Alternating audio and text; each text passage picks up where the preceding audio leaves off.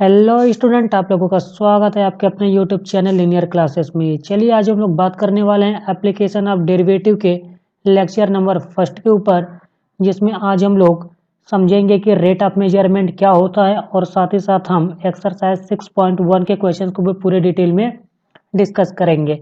तो चलिए सबसे पहले हम समझ लेते हैं कि इस एप्लीकेशन ऑफ डेरिवेटिव चैप्टर्स में हमें किन किन टॉपिक को पूरे डिटेल में डिस्कस करना है, फिर पढ़ना है, और उसके बाद हम आएंगे अपने एक्सरसाइज की प्रॉब्लम के ऊपर। तो चलिए अगर हम बात करें यहाँ पे एप्लीकेशन ऑफ डेरिवेटिव के ऊपर, यहाँ पे एप्लीकेशन ऑफ डेरिवेटिव के ऊपर, तो एप्लीकेशन ऑफ डेरिवेटिव का मतलब क्या हो गया कि जो हमारे डेरिवेटिव अभी तक हम पढ़ते आ रहे थे, ठीक है, जैसे D Y by D X हमने पढ़ा, ठीक है, या फिर D X upon D T निकालना सीखा, तो ये सब क्या थे, आपके डेरिवेटिव ही तो थे, ठीक है, वो किसी के भी रिस्पेक्ट में हो सकता है। तो यहाँ पे हमें क्या करना है कि उनके एप्लीकेशन, ठीक है, एप्लीकेशन का मतलब कि हमारे जो डेरिवेटिव है उनका यूज कहाँ कहीं पे होता है, ठीक है, किस किन जगहों पे हम उनका यूज करते हैं डेरिवेटिव का, वो सारी चीजें हम क्या करेंगे इस चैप्टर में डिस्कस करेंगे। तो अगर हम बात करें यहाँ पे इनके यूज के लिए, तो सबसे फर्स्ट केस में देखिए कि हम यहाँ पे rate of change of quantity, ठीक है, किसी भी क्वांटिटी के चेंज को फाइंड आउट करने के लिए हम क्या करते हैं, डेरिवेटिव का यूज करते हैं, ठीक है, rate of change of quantity. Second, और कहाँ पे करते हैं हम अपने इस डेरिवेटिव का यूज, तो सेकेंड हम यहाँ पे टेंजेंट एंड नॉर्मल, किसी भी कर्व के टेंजेंट और नॉर्मल को फाइंड आउट करने के लिए भी हम क्या करते हैं, एप्लीकेशन ऑफ डेरिवेटिव का ही यूज करते हैं, ठीक है, यहाँ पे डेरिवेटिव का यूज होगा। और अगर थर्ड की बात करें तो हम बोल सकते हैं यहाँ पे कि इंक्रीजिंग एंड डिक्रीजिंग फंक्शन को, ठीक है, अगर हमें इंक्रीजिंग और डिक्रीजिंग फंक्शन निकालना हो तब भी हम क्या करेंगे, यहाँ पे डेरिवेटिव का यूज करेंगे, ठीक है, इंक्रीजिंग या फिर क्या हो सकता है आपका डिक्रीजिंग फंक्शन हो सकता है। तो दोनों के केस में हम क्या कर सकते हैं, यहाँ पे डेरिवेटिव का यूज करते हैं। और भी इस चैप्टर के अंदर हमें क्या करना है, जैसे किसी की अप्रोक्सीमेट वैल्यू अगर निकालनी हो जाए, ठीक है, तो अप्रोक्सीमेट वैल्यू निकालने के लिए भी हम क्या करते हैं, यहाँ पे एप्लीकेशन ऑफ डेरिवेटिव का यूज करते हैं। और अगर फिफ्थ की बात करें तो मैक्सिमा और मिनिमा फाइंड आउट करने के लिए, maxima and minima find out करने के लिए हम एप्लीकेशन ऑफ डेरिवेटिव का यूज करते हैं, ठीक है। तो जो हम बात करने वाले हैं यहाँ पे पहले एक्सरसाइज की प्रॉब्लम के ऊपर, तो वो हम आज डिस्कस करेंगे rate of change of quantity के ऊपर, ठीक है, कि किसी भी क्वांटिटी में किस हिसाब से हमारे चेंज होते हैं या फिर वह किसके रिस्पेक्ट में चेंजेस होते हैं, ये सारी चीजें अब जो हम लोग इस अपने क्वेश्चंस के प्रॉब्लम को जो भी हम डिस्कस करेंगे उससे हम क्या करेंगे, पता लगाएंगे कि यहाँ पे कौन कौन से चेंजेस होते हैं, ठीक है। तो इस एक्सरसाइज में तो हमें rate of change of quantity के विषय में बात करना है। और अगर सेकंड की बात करें तो सेकंड के अंदर हमें क्या करना होगा, यहाँ पे इंक्रीजिंग और डिक्रीजिंग फंक्शन के ऊपर बात करना है, फिर आपको normal and tangent and normal के ऊपर बात करना है, फिर अप्रोक्सीमेट और मैक्सिमा एंड मिनिमा, ठीक है। तो इस पूरे चैप्टर के अंदर हमें यहाँ पे इस पांच टॉपिकों के ऊपर डिस्कस करना है। तो हम चलिए बात कर लेते हैं एक एक के ऊपर। सबसे पहले अगर हम यहाँ पे हम बात करें rate of change of quantity के ऊपर, तो हम पहले समझ लेते हैं कि कैसे क्वांटिटीज में चेंज होते हैं, उसके बाद हम आएंगे अपने प्रॉब्लम के ऊपर, ठीक है। अगर हम यहाँ पे बात करें rate of change of quantity,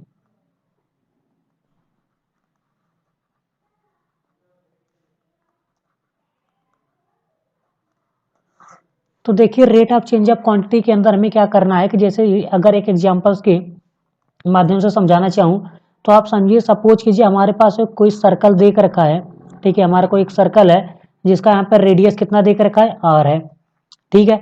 तो अगर मैं ये बोलूं कि हमारे जो इस सर्कल की जो रेडियस हुआ इंक्रीज करती है, ठीक है, अगर सर्कल की रेडियस इंक्रीज करेगी, ठीक है, सपोज का मान लीजिए कि सर्कल की अब जो रेडियस हुआ यहाँ से यहाँ तक हो गई, ठीक है, तो सिंपल सी बात है कि इसका जो सर्कल होगा अब कुछ इस तरह से बनेगा, ठीक है।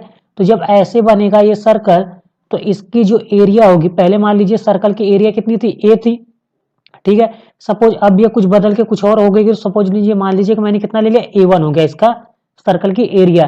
तो अगर यहाँ पे मैंने रेडियस को बढ़ाया तो इस सर्कल की जो एरिया थी वो भी क्या हो गई, आपकी इंक्रीज कर गई।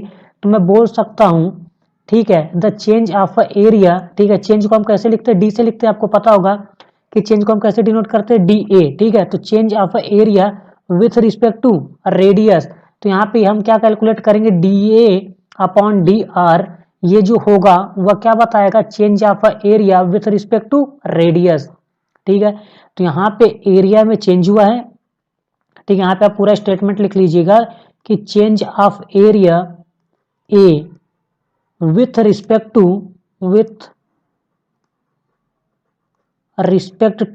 रेडियस। रेडियस कौन सा है, आर, यहाँ पे देख रखा है। तो बेसिकली हमें करना क्या है, ये जो हमने अभी लिखा है D A upon D are, इसका मतलब ये है कि जो हमारा एरिया देख रखा होगा उसको आपको डिफरेंशिएट करना किसके, विथ रिस्पेक्ट टू आर। अगर हम आर के रिस्पेक्ट में इसे डिफरेंशिएट कर दें तो हमारे जो एरिया में चेंज होगा वो आपको पता चल जाएगा। ठीक, चलिए तो अगर हम बात करें यहाँ पे एक एग्जाम्पल के ऊपर, तो सपोज कीजिए कि हमारे पास कोई एक क्वेश्चन दे के रखा है। क्वेश्चन पे बोल रहा है कि the rate of change of area, find the rate of change of area with respect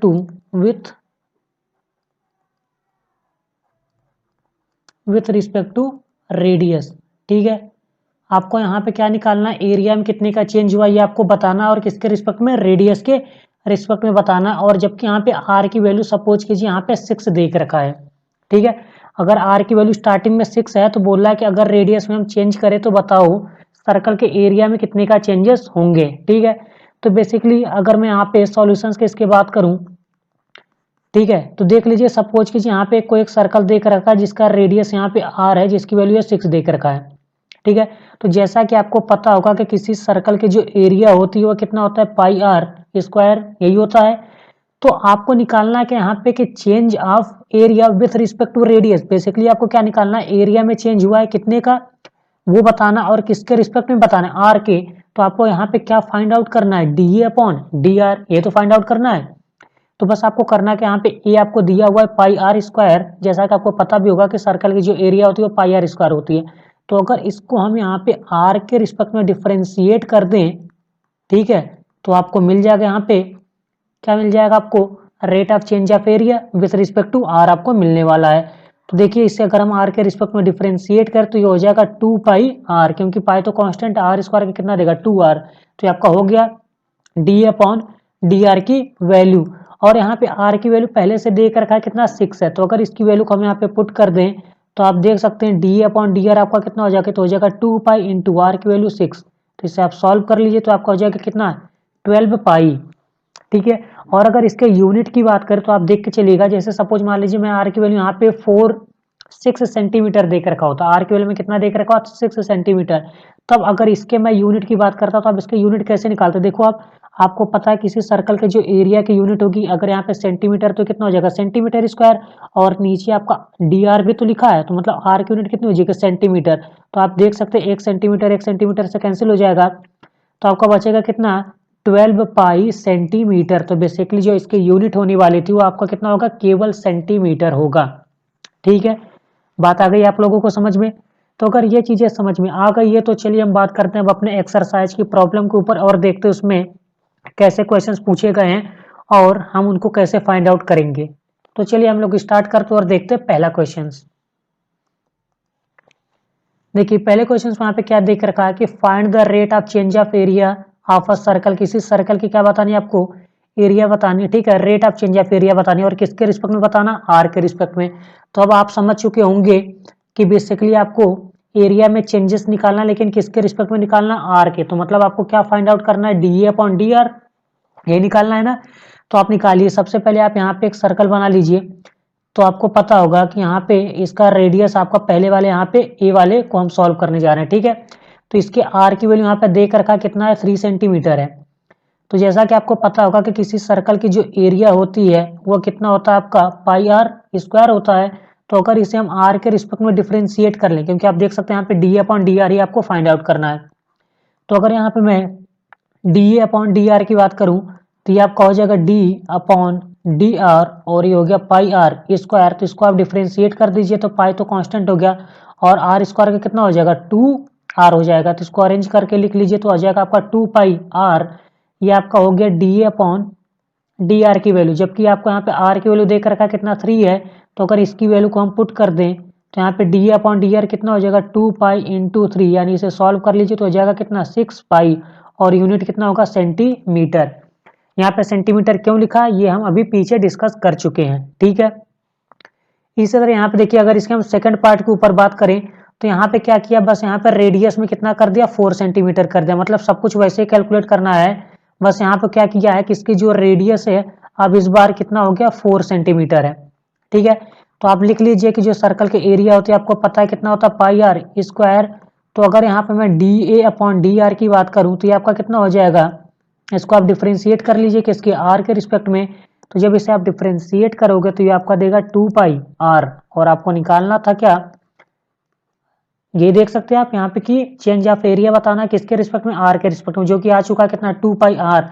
जबकि आर की वैल्यू यहाँ पे कितना देकर रखा है 4, तो इसकी वैल्यू पुट कर दीजिए तो हो जाएगा 2 पाई और आर की वैल्यू 4 हो गया, तो ये आपका हो जाएगा कितना 8 पाई और यूनिट कितनी हो जाएगी सेंटीमीटर। ठीक है, आगे बात समझ में आप लोगों को। तो चलिए इसी के साथ हम बात करते हैं क्वेश्चन नंबर 2 के ऊपर और देखते हैं क्वेश्चन नंबर 2 में क्या देकर रखा हुआ है। देखिए यहाँ पे क्वेश्चन पे देख रखा है the volume of a cube is increasing at the rate of 8 centimetre cube पर सेकेंड, मतलब इसका जो किसी भी क्यूब का जो वॉल्यूम है वह क्या करता है इंक्रीज करता है, कितने के रेट से 8 सेंटीमीटर क्यूब पर सेकेंड। यहाँ आप देख सकते हैं ये कितना लिखा है पर सेकेंड लिखा है, मतलब ये टाइम के रिस्पेक्ट में इसका जो वॉल्यूम है क्या करता है इंक्रीज करता है, वो दिया हुआ है। तो बोला आगे क्या पूछा कि how fast is the surface area increasing, तो उसकी जो सरफेस एरिया वह कितने से इंक्रीज करेगी, ये हमें निकालना। तो सिंपल सी बात है, अगर इसका वैल्यू टाइम के रिस्पेक्ट में इंक्रीज करता है तो सरफेस की एरिया भी हमें टाइम के रिस्पेक्ट में ही बतानी है। तो आपको बेसिकली दे के क्या रखा है, dv अपॉन क्या दिया है dt दिया है। ठीक है, ये बात जिसको नहीं समझ में आया कि dv अपॉन dt कैसे निकाला, तो आप यहाँ पे देख सकते हैं इसके यूनिट से पहचानिए कितना दिया है 8 सेंटीमीटर क्यूब पर सेकेंड, मतलब यहाँ पे सेकंड किसकी यूनिट होती है टाइम की होता है, तो मतलब ये टाइम के रिस्पेक्ट में इंक्रीज करता है। और सेंटीमीटर क्यूब का मतलब क्या वॉल्यूम होता है, सेंटीमीटर क्यूब किसकी यूनिट होती है वॉल्यूम क्यूब। तो ये बेसिकली आपका dv अपॉन dt दे के रखा हुआ है। ठीक है, यहाँ से यहाँ तक स्टेटमेंट आप पढ़िए तो आपको पता चलेगा कि ये dv अपॉन dt की वैल्यू दे के रखा है। और आगे क्या पूछा है कि how fast surface area increasing, तो अगर इसकी सरफेस एरिया को मैं एस से डिनोट करूं तो ये पूछा कि इसकी जो सरफेस एरिया है वह कितने से इंक्रीज करेगी, मतलब क्या ds अपॉन dt आपको फाइंड आउट करना है। और इसके साथ आपको दे के क्या रखा है कि इसकी जो एज है, ठीक है, यानी जो साइड है उसकी लेंथ दे के रखा है 12 सेंटीमीटर। तो अगर मैं यहाँ पे जो एज है यानी साइड को अगर मैं मान के चलूँ कितना दिया है, इसको मैं a से रिप्रेजेंट करूँ तो बेसिकली ये a इक्वल टू आपका कितना देख रखा है 12 सेंटीमीटर। ठीक है, आई बात समझ में। तो अब आपको देखिए यहाँ पे वॉल्यूम देख रखा और सरफेस एरिया में चेंज पूछा है, तो सबसे पहले आपको पता होना चाहिए कि किसी भी क्यूब का वॉल्यूम कितना होता है। तो यहाँ पे क्यूब ऑफ वॉल्यूम नहीं, वॉल्यूम ऑफ अ क्यूब अगर हम निकालें तो ये आपका हो जाएगा volume of a cube v equal to किसी भी क्यूब का जो वॉल्यूम होता है वह साइड का क्यूब होता है। तो यहाँ पे साइड कितना है a दे के रखा है तो ये कितना हो जाएगा a क्यूब। ठीक है, अब आपको यहाँ पे करना क्या है कि इसको डिफ्रेंशिएट करना के t के रिस्पेक्ट में। तो जब इसे हम t के रिस्पेक्ट में डिफ्रेंशिएट करेंगे तो आपका कितना हो जाएगा dv अपॉन dt, और a क्यूब का डिफ्रेंशिएशन करेंगे t के रिस्पेक्ट में तो सबसे पहले तो ये आपका देगा कितना 3a स्क्वायर, जबकि आपको करना किसका t के रिस्पेक्ट में और फंक्शन किसका a का है, तो आपको a का अलग से करना होगा, मतलब क्या आपको निकालना होगा dA अपॉन यहाँ पे dt लिखना होगा। ठीक है, आई बात समझ में। देखिए फिर से मैं इसे समझा देता हूँ कि आपको यहाँ पे जो डिफरेंशिएट करना था वह t के रिस्पेक्ट में करना था, जबकि फंक्शन आपका a के फॉर्म में देकर रखा है। तो सबसे पहले आप जब यहाँ पे a क्यूब का करोगे तो आपका 3a स्क्वायर दे देगा, और जबकि a का फिर से आपको करना होगा तो आपको d अपॉन dt मिलेगा। तो आप यहाँ से वैल्यू पुट करके यहाँ पे निकालिए, देखिए dv अपॉन dt की वैल्यू कितना देख रखा है 8। तो यहाँ पे अगर मैं इसकी वैल्यू को पुट करूँ तो आपको देखिए 8 इक्वल टू ये आपका हो जाएगा 3। ठीक है, और a की वैल्यू दे के रखा है, a की वैल्यू कितना है यहाँ पे देखिए 12 दिया है। तो यहाँ पे अगर मैं 12 का स्क्वायर कर दूं तो आपको हो जाएगा 12 का स्क्वायर और आगे कितना dA अपॉन dt। तो आप यहाँ से देख सकते हैं कि dA अपॉन dt की वैल्यू आप यहाँ से कैलकुलेट कर लो क्योंकि इसका आगे यूज आने वाला है। ठीक है, तो अगर यहाँ पे dA अपॉन dt की बात करूंगा तो dA अपॉन dt हो जाएगा 8 अपॉन और नीचे कितना हो जाएगा 3 इंटू और 12 का स्क्वायर हो जाएगा 144। ठीक है, ये हो गया dA अपॉन dt की वैल्यू। अब इसी तरह से अब यहाँ पे अगर मैं सरफेस एरिया की बात करता हूँ तो आप देखिए अब यहाँ पे सरफेस एरिया का आपको फॉर्मूला यूज करना है। तो देखिए किसी भी क्यूब की जो सरफेस एरिया होती है, ठीक है, वो कितना होता है, किसी भी क्यूब की जो सरफेस एरिया होता है वह 6 और क्या होता है साइड का स्क्वायर, मतलब 6a स्क्वायर हो जाएगा क्योंकि साइड हमने कितना लिया है, एज जो है वह a है, तो कितना हो जाएगा a स्क्वायर। अब आपको फिर से इसको क्या करना है, ds अपॉन dt फाइंड करना था। तो अगर इसे हम t के रिस्पेक्ट में डिफरेंशिएट करें तो आपको हो जाएगा 6a स्क्वायर, और इसको डिफरेंशिएट किसके रिस्पेक्ट में करना है, t के। तो यहाँ पे हमने कितना लिख लिया dt, ठीक है। तो अगर इसे आप डिफरेंशिएट करके देखो तो आपका हो जाएगा ds upon dt equal to, इसको अगर डिफरेंशिएट करेंगे तो देखिए 6 कांस्टेंट होगा, a स्क्वायर का करेंगे तो आपका देगा कितना 2a, जबकि आपको करना किसके रिस्पेक्ट में था, t के। तो हमें इस फंक्शन का अलग से करना होगा, तो ये आपका कितना देगा da अपॉन dt, ठीक है। तो अब सबकी वैल्यू आप यहाँ पे पुट कर दीजिए, तो देखिए आपका हो जाएगा कितना 12a और आगे डी अपॉन डी टी हो जाएगा। तो जैसा कि आपको पता है कि अभी हमने डी अपॉन डी टी की वैल्यू कैलकुलेट कर चुके हैं, ठीक है। तो कितनी आई थी यहाँ पे रख लीजिए, तो आ जाएगा 12, और ए की वैल्यू देख रखा था कितना, एज आपका था 12 सेंटीमीटर, तो आपका हो गया 12, और डी अपॉन डी टी की वैल्यू हम निकाले थे, ये आया था 3, और डिवाइड में कितना 8 इंटू 1 44 ये था। तो देखिए ये 4 अगर 12 को यहाँ से डिवाइड कर तो 12 बन जाए, और 12 इससे डिवाइड कर यहाँ पे कर देगा, फिर 12 इससे कैंसिल आउट हो जाएगा। बेसिकली आपका जो बचेगा वो कितना हो जाएगा आपका 3/8, ये आपका बचेगा ds अपॉन dt की वैल्यू, ठीक है। यही आपको फाइंड आउट करना था। और अगर इसके यूनिट की बात करें तो देखिए सरफेस एरिया की जो यूनिट होती है होता था आपका कितना सेंटीमीटर स्क्वायर, और टाइम दे कर का तो ये कितना हो जाएगा सेकेंड। तो ये आपका हो जाएगा 3/8 सेंटीमीटर स्क्वायर पर सेकेंड, ठीक है। आई होप आपको ये कॉन्सेप्ट समझ में आया होगा कि हमने ds अपॉन dt को कैसे फाइंड आउट किया। तो यही आपको निकालना था क्या कि सरफेस एरिया में कितने का चेंज हुआ, ये आपको बताना था with respect to time, time के रिस्पेक्ट में, ठीक है। तो चलिए हम बात करते हैं अब अगले क्वेश्चन के ऊपर और देखते हैं अगले क्वेश्चन में क्या देख रखा है। देखिए क्वेश्चन पे देख रखा है the radius of a circle is increasing uniformly eight the rate of 3 centimetre per second. आप देख सकते हैं यहाँ पे 3 सेंटीमीटर पर सेकेंड लिखा है, मतलब टाइम के रिस्पेक्ट में सर्कल की जो रेडियस वो इंक्रीज करती है, ठीक है। आगे बोल रहा है find the rate at which the area of a circle is increasing, मतलब हमसे पूछा है कि उसके जो सर्कल की एरिया वह कितने के रिस्पेक्ट, मतलब वो कितने से इंक्रीज करेगी विथ रिस्पेक्ट टू टाइम, और रेडियस यहाँ पे देख रखा कितना 10 सेंटीमीटर, ठीक है। तो आप देखिए क्या क्या दिया यहाँ पे, आपको देख रखा है D R upon D T, ये कितना आपको देख रखा है 3 सेंटीमीटर पर सेकेंड, ठीक है। और आपको यहाँ पे फाइंड आउट क्या करना, आपको यहाँ पे निकालने के लिए बोल रहा है D A upon D T कितना होगा, ये आपको निकालना है, ठीक है। आप देख सकते हैं यहाँ पे कि बोल रहा है the rate at which the area of a circle increasing, मतलब जो सर्कल की एरिया है वह कितने से इंक्रीज करेगी, ठीक है, टाइम के रिस्पेक्ट में। और एक चीज और आपको यहाँ पे देख रखा, देख सकते हैं रेडियस आपका देख रखा कितना 10 सेंटीमीटर, मतलब आर की वैल्यू यहाँ पे 10 सेंटीमीटर दिया हुआ है। तो अगर यहाँ पे मैं बात करूँ किसी भी सर्कल के एरिया के लिए, तो आपको पता है कि सर्कल की जो एरिया होती है, ठीक है, सर्कल की एरिया आपका कितना होता है, ये होता है आपका पाई आर स्क्वायर, ठीक है, यही होता है।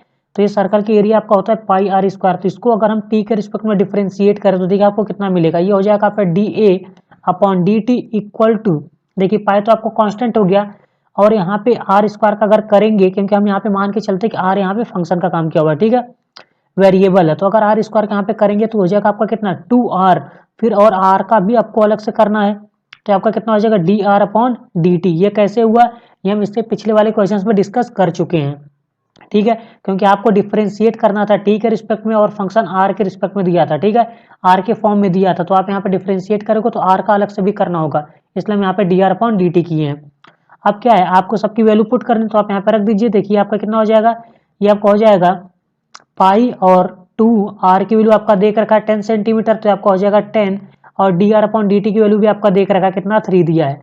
तो आप सबको मल्टीप्लाई कर लीजिए, तो आपका कितना हो जाएगा 60 पाई, ठीक है। और इसके यूनिट की बात करें तो आपको पता होगा कि एरिया कैसे होता है सेंटीमीटर स्क्वायर, और क्योंकि यहाँ पे टाइम के रिस्पेक्ट में करना तो नीचे क्या हो जाएगा सेकेंड, तो यूनिट हो जाएगा आपका 60 पाई सेंटीमीटर स्क्वायर पर सेकेंड, ठीक है। चलिए क्वेश्चन नंबर हम 4 के ऊपर बात करते हैं। देखिए क्वेश्चन नंबर 4 में देख रखा है an edge of a variable cube is increasing at the rate of 3 centimetre per second. तो आगे बोला how fast is the volume of a cube increasing when the edges is 10 centimetre long, ठीक है। तो यहाँ पे देख सकते हैं कि किसी भी क्यूब का, ठीक है, क्या देख रखा है, यहाँ पे एज देख रखा है, ठीक है, और किसके रिस्पेक्ट में यहाँ पे दिया है, टाइम के रिस्पेक्ट में चेंज होता है। आप देख सकते हैं 3 सेंटीमीटर पर सेकेंड, ठीक है। तो अगर मैं यहाँ पे मान के चलूँ कि किसी भी क्यूब का जो एज है, ठीक है, उसको मैं कितना मान लेता हूँ, सपोज ए मान लिया, ठीक है, एज ऑफ अ क्यूब,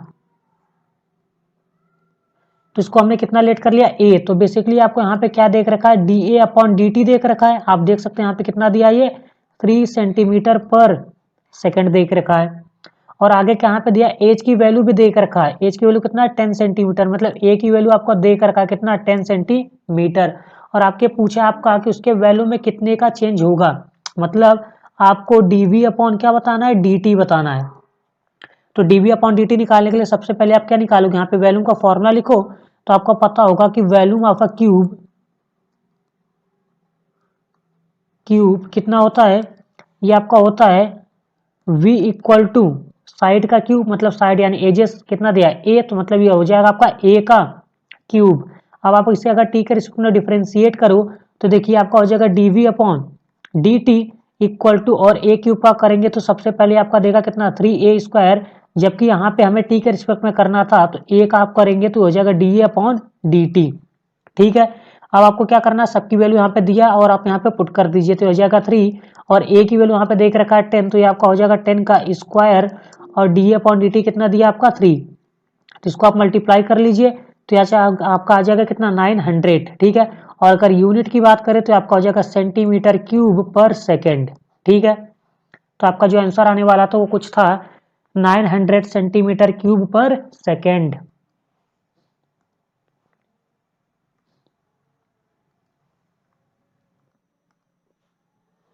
देखिए क्वेश्चन नंबर 5 के ऊपर बात करते, देखिए क्वेश्चन नंबर 5 में देख रखा है a stone is drop into a quiet lake and wave move in a circular at a speed of 5 centimetre per second at the instant when the radius of a circular wave is 8 centimetre. तो आगे बोल रहा how fast is enclose the area increasing, मतलब बोल रहा है कि कोई एक लैक है, ठीक है, जिसके अंदर अगर हम एक स्टोन को ड्रॉप करते हैं, ठीक है, तो वो जो स्टोन ड्रॉप होता है तो जैसे उसके अंदर स्टोन जाएगा तो वो क्या होता है एक सर्कुलर वेब की फॉर्म में मूव होना स्टार्ट होता है। कैसे, ये सर्कुलर हमने एक सर्कल का फॉर्म बना दिया, ऐसे इसकी जो वेब वो बनती है, और इसका जो चेंजेस होता है, ठीक है, ये जो वेब का फॉर्म का चेंजेस होता है वह कितने से चेंज होता है 8 सेंटीमीटर पर सेकेंड। ठीक है, तो सिंपल सी बात है कि जो हमारा एक सर्कुलर फॉर्म है ये चेंजेस होगा किसके, इसका रेडियस बढ़ेगा तभी तो चेंजेस होगा। तो बेसिकली आपको यहाँ पे D R upon D T देख रखा है कितना आपका 5 सेंटीमीटर पर सेकेंड। ठीक है, ये आपको दिया है, और आगे क्या बोल रहा है कि at a instant when the radius कितना हो जाए 8 सेंटीमीटर, अगर यहाँ पे इसकी रेडियस 8 सेंटीमीटर है, ठीक है, तब आगे क्या बोल रहा है कि बताओ कि इसकी जो एरिया वह कितने से इंक्रीज करेगी, मतलब आपको क्या फाइंड करना है D A upon D T calculate करना है। ठीक है, आई बात समझ में। तो अगर इसके यहाँ पे जो वेब बना हुआ है अगर वो सर्कल के फॉर्म में है और उसकी जो रेडियस है यानी D R upon D T वो 5 सेंटीमीटर पर सेकेंड से इंक्रीज करता है, तो पूछा है कि जो सर्कल बना है उसकी एरिया वह कितने से इंक्रीज करेगी। ठीक है, तो ये कैलकुलेट करने के लिए जैसा कि आपको पता होगा कि सर्कल की जो एरिया होती है वो आपका होता है पाई आर स्क्वायर, तो अगर इसे हम टी के रिस्पेक्ट में डिफ्रेंशिएट करें तो आपका हो जाएगा D A upon D T equal to, इसे आप डिफ्रेंशिएट कर लो टी के रिस्पेक्ट में तो ये आपका हो जाएगा कितना 2 पाई आर, जबकि आर का अलग से करेंगे तो आपका हो जाएगा D R upon D T. तो इसकी वैल्यू आप पुट कर दीजिए तो हो जाएगा 2 पाई आर की वैल्यू देख रखा कितना यहाँ पे 8, और D R upon D T भी आपका दिया कितना यहाँ पे देख सकते हैं ये दिया है 5। तो इसको आप सॉल्व कर लीजिए तो आपका हो जाएगा कितना 80 पाई, और यूनिट की बात करें तो यूनिट आपका हो जाएगा सेंटीमीटर स्क्वायर पर सेकेंड। ठीक है, तो ये आपको फाइंड आउट करना था। हम यहाँ पे बात करते हैं क्वेश्चन नंबर 6 के ऊपर, और देखिए क्वेश्चन नंबर 6 में क्या देख रखा है the radius of a circle is increasing at the rate of 0.7 centimetre per second, what is the rate of increase of its circumference, मतलब किसी भी जो सर्कल की रेडियस है अगर वह 0.7 सेंटीमीटर पर सेकेंड से इंक्रीज करता है, ठीक है, तो सर्कल की रेडियस मतलब अगर मैं यहाँ पे बात करूं इसके सर्कल की रेडियस आर है तो आपको यहाँ पे क्या देख रखा है D R upon D T, आप देख सकते हो यहाँ पे टाइम के रिस्पेक्ट में इंक्रीज किया तो आपका कितना हो जाएगा 0.7 सेंटीमीटर पर सेकेंड हो जाएगा। अब आपको यहाँ पे क्या पूछा है कि इसका जो सरकमफ्रेंस हो कितने से इंक्रीज करेगा, मतलब सरकमफ्रेंस को अगर मैं सी बोलूं तो आपको यहाँ पे क्या निकालना है कि D C upon D T. ठीक है, मतलब टाइम के रिस्पेक्ट में इसके सरकमफ्रेंस में कितने का चेंजेस होगा ये आपको फाइंड आउट करना है। तो जैसा कि आपको पता होगा कि किसी सर्कल का जो सरकमफ्रेंस होता है वो आपका कितना होता है, ये आपका होता है 2πr। तो अगर इसे हम t के रिस्पेक्ट में डिफरेंशिएट करें तो आपका हो जाएगा ds/dt इक्वल टू, इसे आप डिफरेंशिएट कीजिए 2πr को, तो ये देखिए 2π कांस्टेंट हो गया, r का कितना हो जाएगा 1, ठीक है। और अगर यहाँ पे r का 1 नहीं होगा, r का कितना हो जाएगा dr/dt, तो इनकी वैल्यू को हम पुट करें तो हो जाएगा 2π, और dr/dt की वैल्यू कितना देकर रखा है 0.7, तो इसकी वैल्यू यहाँ पे पुट कर लीजिए तो हो जाएगा 1.4 पाई, ठीक है। और अगर इसके यूनिट की बात करें तो यूनिट आपका हो जाएगा सेंटीमीटर पर सेकेंड, ठीक है। ये आपको यहाँ पे फाइंड आउट करना था। चलिए अगर हम बात करें यहाँ पे क्वेश्चन नंबर 7 के ऊपर, तो देखिए क्वेश्चन नंबर 7 में आपका देख रखा है the length x of a rectangle is decreasing at a rate of 5 centimetre per minute and the breadth y is increasing at a rate of 4 centimetre per minute, ठीक है। यहाँ पे दो चीजें देखिए रखा है, किसी रेक्टेंगल का जो लेंथ और ब्रेथ दोनों क्या कर रहा है, टाइम के रिस्पेक्ट में इंक्रीज और डिक्रीज करता है, ऐसा इसने दिया है। और यहाँ पे साइड में आपका लिख भी दिया है कि when x 8 centimetre and y 6 centimetre हो, तब हमें आपको यहाँ पे बताना है the rate of change of perimeter and the area for rectangles, तो मतलब उसके पेरीमीटर और रेक्टेंगल्स की जो एरिया है उसमें कितने से चेंजेस होंगे, ठीक है। तो अगर इस क्वेश्चन को मैं समझाऊं तो देखिए आपको बेसिकली क्या देख रखा है कि एक रेक्टेंगल है, ठीक है, ये हमारा रेक्टेंगल हो गया, जहां पे इसके लेंथ को इसने कितना माना है x बोल रहा है, ठीक है। और इसकी ब्रेथ जो है वो कितना माना है, वो देख रखा है आपका y, ठीक है।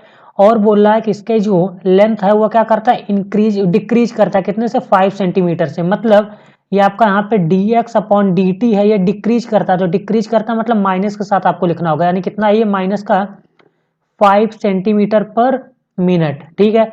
और आगे बोल रहा है कि जो इसका y है वह क्या करता है, इंक्रीज करता है 4 सेंटीमीटर पर मिनट से, मतलब dy/dt ये आपका देख रहेगा कितना 4 सेंटीमीटर पर मिनट, ठीक है।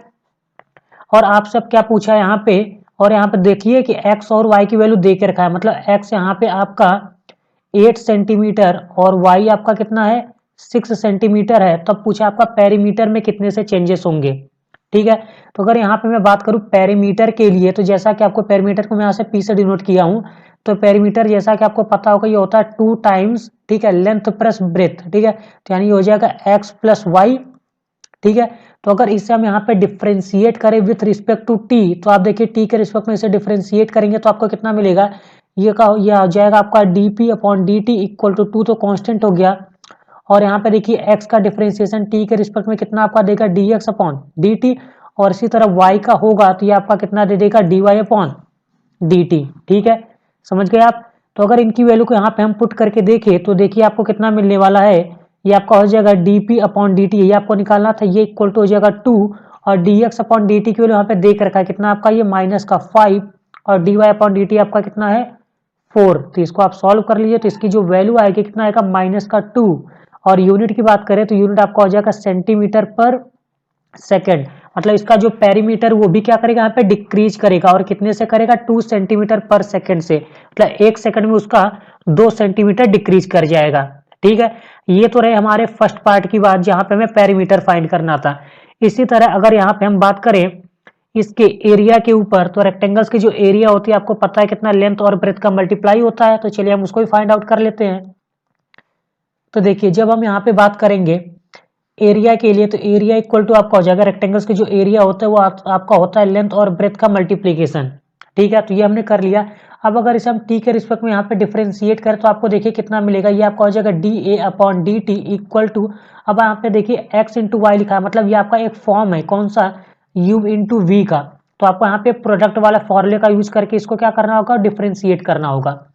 तो जब ऐसा करेंगे तो देखिए x को हमने कांस्टेंट की तरह ट्रीट किया, मतलब u बाहर हो गया, v का डिफरेंशिएशन कितना हो जाएगा dy/dt, और प्लस फिर ऐसे y अब कांस्टेंट हो जाएगा, और x का करेंगे तो आपका हो जाएगा dx/dt, ठीक है। आई बात समझ में। अब इन सबकी जो वैल्यू देख रखा है इसको अगर यहाँ पे हम पुट कर दें तो देखिए आपको बेसिकली यहाँ पे मिलेगा क्या, ये आपका हो जाएगा x की वैल्यू आपका देख रखा था, ठीक है, x की वैल्यू आपका दिया हुआ था कितना था 8 सेंटीमीटर, ठीक है, और y की वैल्यू कितना था 6 सेंटीमीटर, तो x की वैल्यू यहाँ पे अगर हम पुट करें तो देखिए x आपका हो जाएगा 8 इंटू और dy/dt आपका कितना था 4 था, ठीक है। अब प्लस लिखा और y की वैल्यू कितना था, यहाँ पे 6 था, और dx अपॉन dt आपका कितना था, माइनस का 5। तो इसको आप सॉल्व कर लीजिए, तो ये देखिए आपका हो जाएगा 32 माइनस का 30, मतलब ये आपका हो जाएगा कितना, 2 सेंटीमीटर स्क्वायर पर मिनट। ठीक है, यहाँ पे भी आपका मिनट होगा, इसको आप ध्यान दीजिए कि ये आपका मिनट होने वाला था। ठीक है,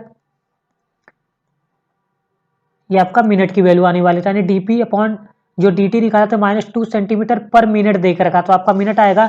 और इसी तरह यहाँ पे हम बात करें डी अपॉन dt के लिए, तो डी अपॉन dt आपका कितना हो जाएगा, 2 सेंटीमीटर स्क्वायर पर मिनट। यही आपको यहाँ पे क्या करना था, कैलकुलेट करना था। आई बात समझ में आपको। तो यहाँ पे जो इस सर्कल की, मतलब यहाँ पे जो रेक्टेंगल दिया था, इसकी जो एरिया वह इंक्रीज किया 2 सेंटीमीटर स्क्वायर पर सेकेंड से, जबकि जो पेरीमीटर था वह क्या किया था, आपका डिक्रीज किया हुआ था। आई होप आपको ये कॉन्सेप्ट समझ में आ गया होगा। अगर आ गया तो चलिए हम बात करते हैं नेक्स्ट क्वेश्चन के ऊपर और देखते हैं अगले क्वेश्चन में क्या देख रखा हुआ है। नंबर 8 के ऊपर, क्वेश्चन नंबर 8 में देख रखा, a volume which always remaining spherical on a inflation is being flattened by a pumping in 900 cubic centimeter of a gas per second. Find the rate at which the radius of a volume increasing when the radius is 8 centimeter। मतलब क्या बोल रहा है कि एक volume है जो एक स्फेरिकल शेप का है, अगर उसका जो वॉल्यूम है, ठीक है, वह इंक्रीज करता है टाइम के रिस्पेक्ट में, और कितना इंक्रीज करता है, 900। ये देख रखा है कि 900 सेंटीमीटर क्यूब पर सेकेंड से क्या किया है, इंक्रीज किया है। तो बोल रहा है यहाँ पे कि इसका जो रेडियस है वह कितने से इंक्रीज करेगा, मतलब क्या, D R upon D T आपको कैलकुलेट करना है। और इसके साथ आपको यहाँ पे आर की वैल्यू देख रखा है, कितना है, 15 सेंटीमीटर। ठीक है, तो अगर यहाँ पे मैं बात करूँ वॉल्यूम के लिए, तो आपको पता होगा कि किसी स्फीयर का जो वॉल्यूम होता है वह कितना होगा। तो यहाँ पे मैं लिख देता हूँ एक बार कि volume of a sphere v equal to, ये आपका होता है 4/3 पाई आर क्यूब, ये होगा। तो अगर इसे हम यहाँ पे t के रिस्पेक्ट में डिफ्रेंशिएट करें, तो आपका हो जाएगा dv upon dt equal to 4/3 pi, और r का आर क्यूब का अगर डिफ्रेंशिएट करें तो आपका हो जाएगा 3r स्क्वायर, जबकि आपको करना था t के रिस्पेक्ट में, तो आगे आपका कितना हो जाएगा, dr अपॉन dt। तो जितनी वैल्यू आपको दिया था यहाँ पे सबकी रख दीजिए। तो आपको देखिए dv अपॉन dt आपका देख रखा था 900 इक्वल टू, ये आपका हो जाएगा 4/3 पाई, यहाँ पे भी आप देखिए 3 इससे कैंसिल हो जाएगा, और आर की वैल्यू देख रखा था कि कितना, 15, तो अब हो जाएगा आपका 15 का स्क्वायर, और ये हो गया D R upon D T. ठीक है, तो अगर इनकी वैल्यू को हम यहाँ पे पुट करें, तो देखिए आपका D R upon D T, इसकी वैल्यू आपका हो जाएगा 900 डिवाइड बाई 4 इंटू, और देखिए 15 का स्क्वायर कितना हो जाएगा, 225।